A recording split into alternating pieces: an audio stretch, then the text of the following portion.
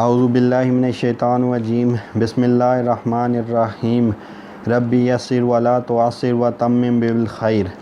آج میں جس موضوع پہ بات کروں گا وہ ہے دجالی فرقے۔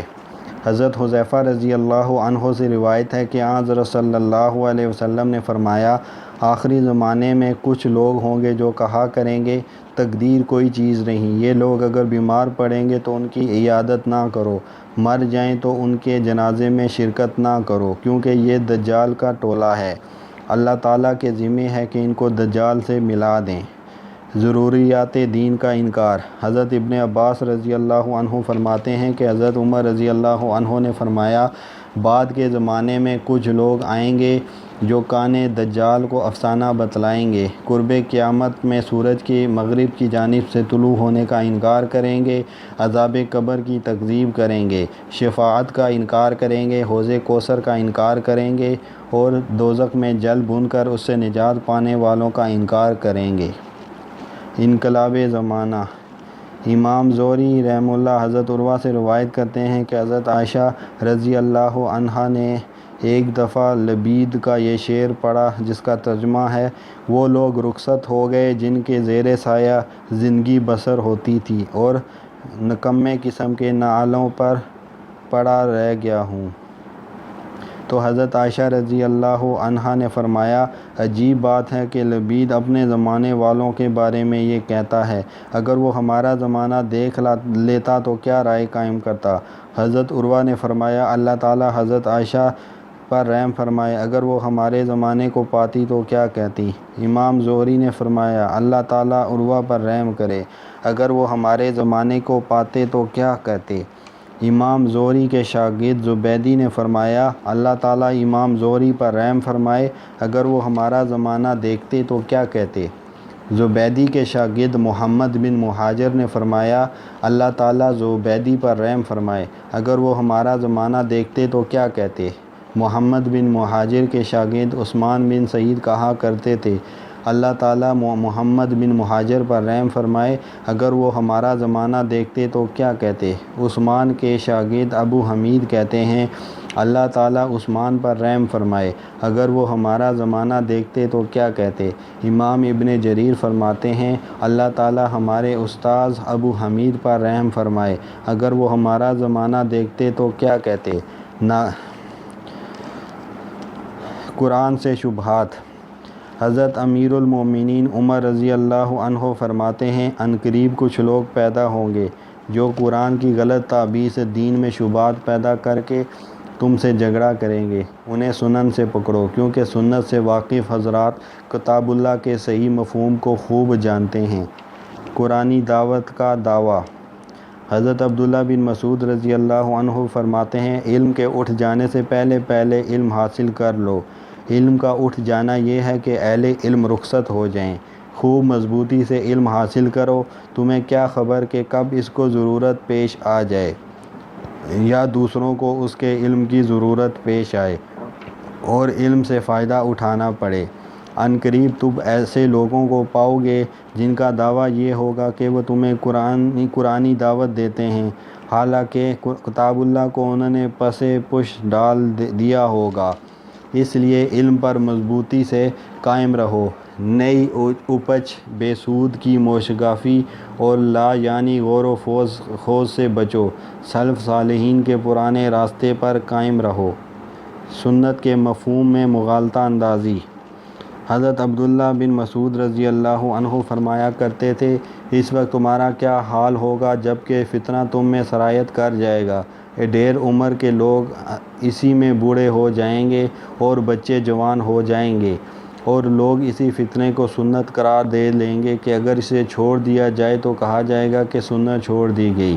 عرض کیا گیا، ایسا کب ہوگا؟ فرمایا، جب تمہارے علماء جاتے رہیں گے اور پڑھے لکھے جاہلوں کی کثرت ہوگی، تم میں حرف خواں زیادہ اور فقیہ کم ہوں گے، امیر زیادہ اور دیانتدار کم ہوں گے، آخرت والے اعمال سے دنیا سمیٹی جائے گی اور بے دینی کے لیے اسلامی قانون پڑھا جائے گا۔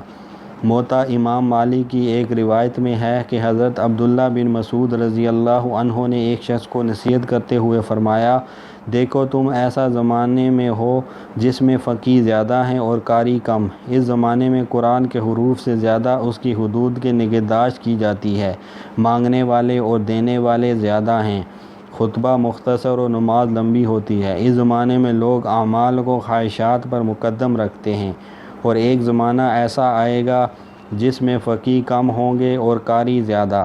قرآن کے حروف کی خوب حفاظت کی جائے گی، مگر اس کی حدود کو پامال کیا جائے گا۔ مانگنے والوں کی بھیڑ ہوگی لیکن دینے والے کم ہوں گے۔ تقریریں بڑی لمبی چوڑی کریں گے لیکن نماز مختصر سی پڑھیں گے، اور لوگ اعمال سے پہلے اپنی خواہشات کو آگے رکھیں گے۔ دینی مسائل میں غلط قیاس آرائی۔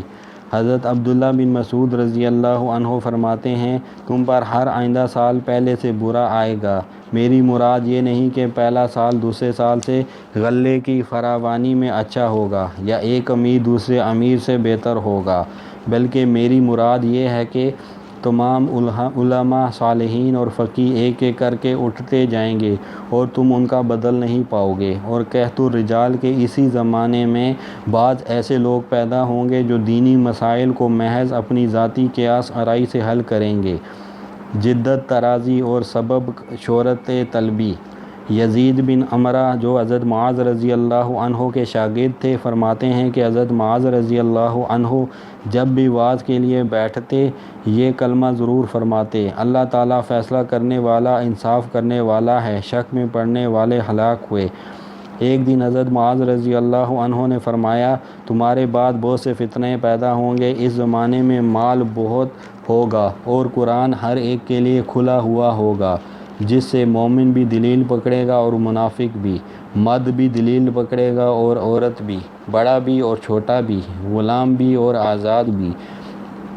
بعید نہیں کہ کوئی کہنے والا یہ کہے، کیا بات ہے، میں نے قرآن پڑھ لیا پھر بھی لوگ میری پیروی نہیں کرتے۔ لوگ میری پیروی نہیں کریں گے جب تک کہ میں ان کے سامنے کوئی نئی بات پیش نہ کروں۔ حضرت معاذ نے فرمایا، پس دین میں جدت ترازی سے بچتے رہنا، کیونکہ ایسی جدت نئی بات گمراہی ہے، اور اس میں تمہیں عالم کی لغزش سے ڈراتا ہوں، کیونکہ شیطان کبھی گمراہی کی بات عالم کے منہ سے بھی نکلوا دیتا ہے، اور کبھی منافق آدمی بھی سچی بات کہہ سکتا ہے۔ راوی کہتے ہیں، میں نے کہا، حضرت مجھے کیسے پتہ چلے گا کہ صاحب علم نے گمراہی کی بات کہی اور منافق کے منہ سے کلمہ حق نکلا؟ آخر حق و باطل کی شناخت کا معیار کیا ہوگا؟ فرمایا، ہاں میں بتلاتا ہوں۔ صاحب علم کی ایسی مشتبہ بات سے پرہیز کرو جس کے بارے میں عام اہل علم کی جانب سے کہا جائے، یہ کیا بات ہوئی؟ ایسی صورت میں سمجھ لو کہ یہ بات غلط ہے، لیکن صرف اس غلطی کی بنا پر تمہیں اس سے برگشتہ نہیں ہونا چاہیے، کیونکہ شاید وہ اپنی غلطی سے رجوع کر لے۔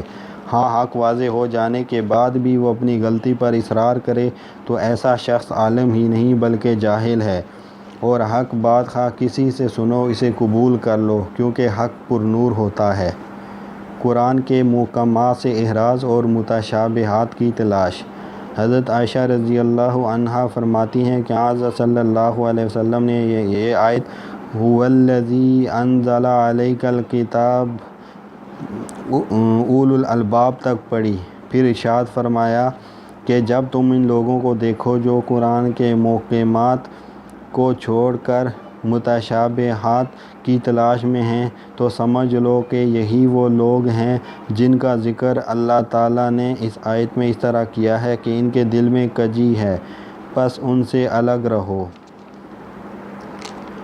شکم سیری اور غباوت کا نتیجہ، انکار سنت۔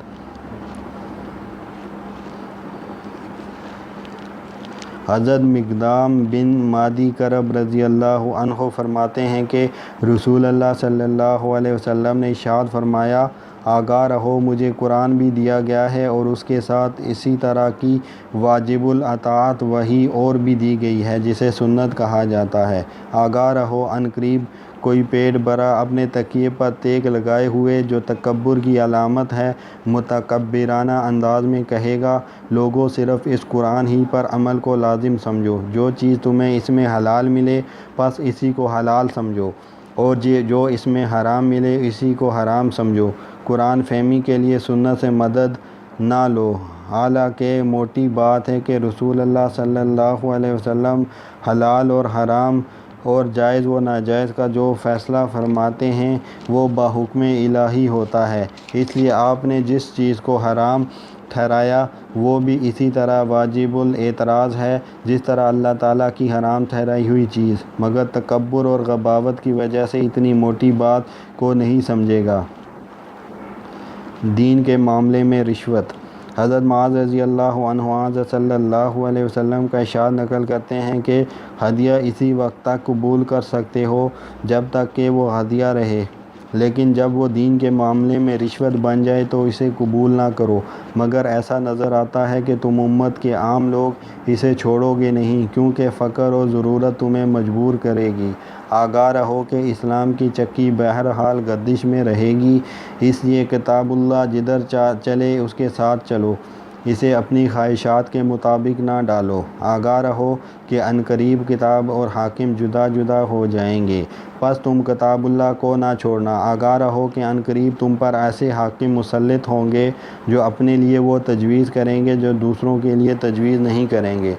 تم اگر ان کی نافرمانی کرو گے تو تمہیں قتل کریں گے، اور اگر فرما برداری کرو گے تو بے دینی کے سبب تمہیں گمراہ کریں گے۔ صحابہ نے عرض کیا، یا رسول اللہ، ایسی صورت میں ہمیں کیا طرز عمل اختیار کرنا چاہیے؟